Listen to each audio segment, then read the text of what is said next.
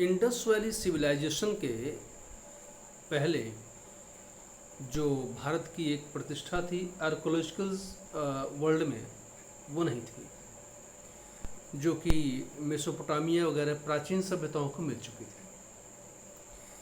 ये 1921 में जब हड़प्पन साइट की खुदाई हुई, उस खुदाई के बाद भारतीय सभ्यता जो थी, हड़प्पन सिविलाइजेशन जो थी, वो भारत की सभ्यता को लगभग 3000 साल बीसी तक ले गई पीछे। और ये खुदाई शुरू हुई 1921 में। 1921 में खुदाई जब आरंभ हुई तो दयाराम साहनी ने इसकी खुदाई की, हड़प्पा साइट की। और 1922 में मोहनजोदड़ो की खुदाई की गई आर.डी. बनर्जी के नेतृत्व में। ये खुदाई होने से ये हुआ कि भारतीय सभ्यता मेसोपोटामियन सभ्यता के लगभग समकक्ष खड़ी हो गई आकर के, और लगभग बीसी से 3000 साल 4000 साल पहले इसकी गणना होनी शुरू हो गई थी।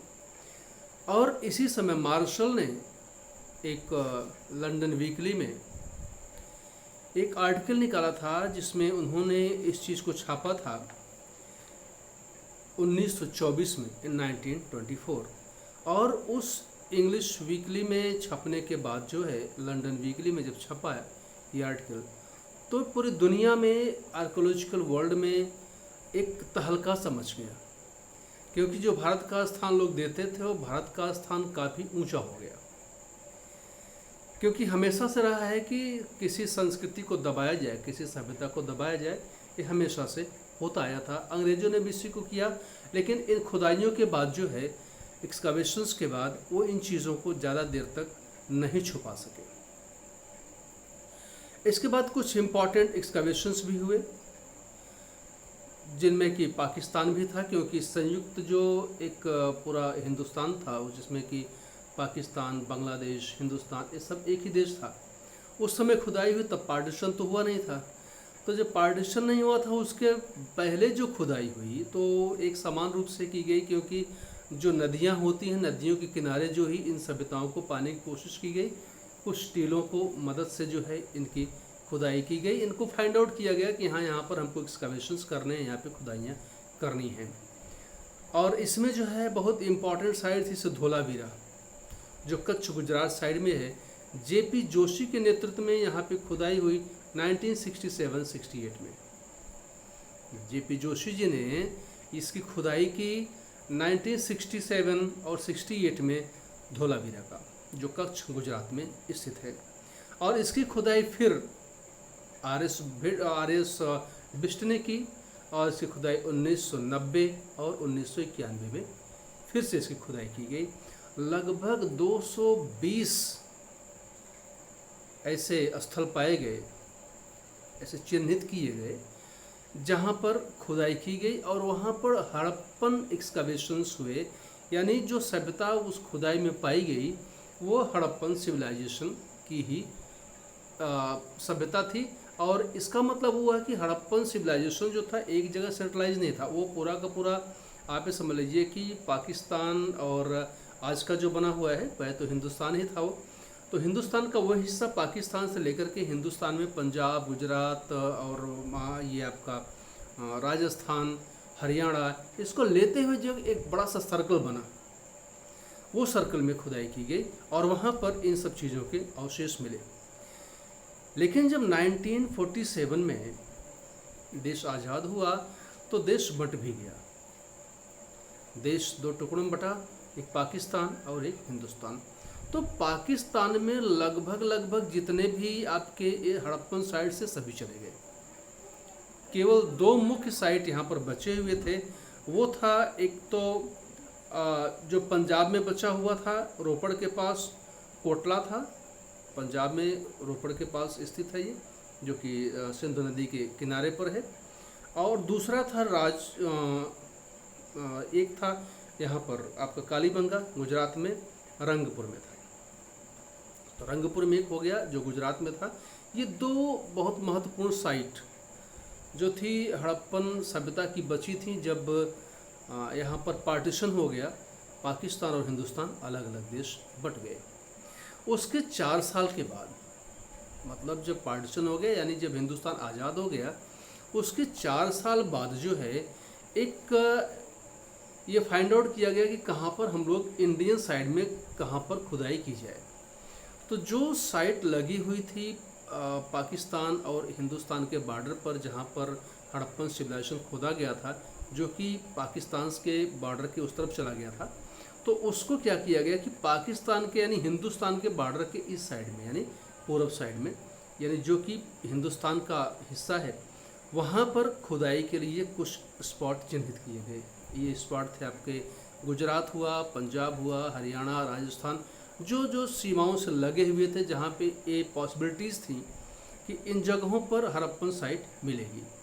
तो उन जगहों पर हड़प्पन साइट के लिए जो है वहाँ पर खुदाई की गई, और ये खुदाई जो है बहुत ही विस्तृत हुई, और इसमें खुदाई से लगभग 4000 साल पूर्व हम लोग BC से चले गए, इतिहास की गणना होने लगी।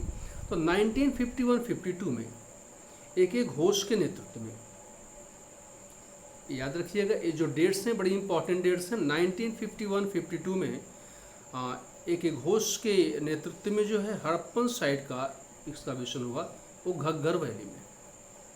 घग्गर वैली में इस साइट को आइडेंटिफाई किया गया, और वहाँ पे हुआ कि इस साइट में हम लोग खुदाई करेंगे तो यहाँ से हमको हड़प्पन साइट्स का जो है एविडेंस मिलेगा। तो घग्गर वैली में किया गया और वहाँ पर चीज़ें मिली, और उसी के आसपास में 25 ऐसी साइट्स और आइडेंटिफाई हुई जहाँ पर हड़प्पन सिविलाइजेशन पैदा थी। और एक रोचक बात ये भी थी कि यहाँ से जो है एक ऐसा सीक्वेंस बना कि प्री हड़प्पन और पोस्ट हड़प्पन सिविलाइजेशन जो था, यानी हड़प्पा के पहले का जो सिविलाइजेशन था और हड़प्पा के बाद का जो कि बहुत मैच्योर सिविलाइजेशन हो गया था, दोनों के बीच का सीक्वेंस यहाँ पे जुड़ता है।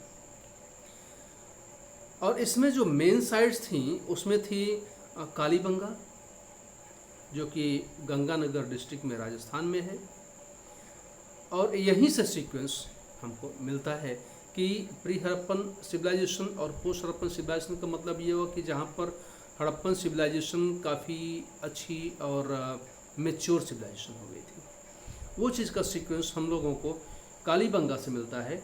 कालीबंगा गंगानगर जिले में स्थित है, राजस्थान राज्य में। और इसके बाद जो है जो ये खुदाई हुई 25 और साइट्स घग्गर वैली में पाए गए, उसके बाद 22 और साइट्स रोपर और 12 में पाया गया। रोपर 12 जो किसका मेन खुदाई का सेंटर था, जहाँ पे बड़ी सिविलाइजेशन के बारे में, हड़प्पन सिविलाइजेशन के बारे में जानकारी और हमको मिली। तो ये बहुत मेजर चीज़ थी जो कि थी आपका यहाँ पर रोपड़ और 12 में। इसकी एक्सकवेशन हुआ 1952-55 में। इसके बाद आपका भगवानपुर में एक्सकवेशन हुआ 1956 और 76 तक चला। मिथल में भी यहाँ पे खुदाई हुई 1968 में हुआ यहाँ पर। बनवाली भी एक ऐसा साइट है जो मेजर साइट्स हैं हड़प्पन के, जो कि इंडिया में पाए गए, बंटवारे के बाद इंडिया साइड में मिला। और बनवाली की भी खुदाई जो है 1975-77 में हुई। और मांडवा की भी खुदाई 1966 और 1976 और 77 में यहाँ पर खुदाई हुई। और हुलास में 1978 और 80 में यहाँ पर खुदाई की गई। इन खुदाइयों से क्या हुआ कि जो एक्सकावेशंस इधर हुए हमारे यहाँ, इन एक्सकावेशन से हमारा जो सिविलाइजेशन था, जो इंडियन सिविलाइजेशन था, जो भारतीय उपमहाद्वीप में जो यहाँ की एक समृद्ध संस्कृति थी, उसका कार्यकाल जो है ईसा से 4000 पीछे चला गया।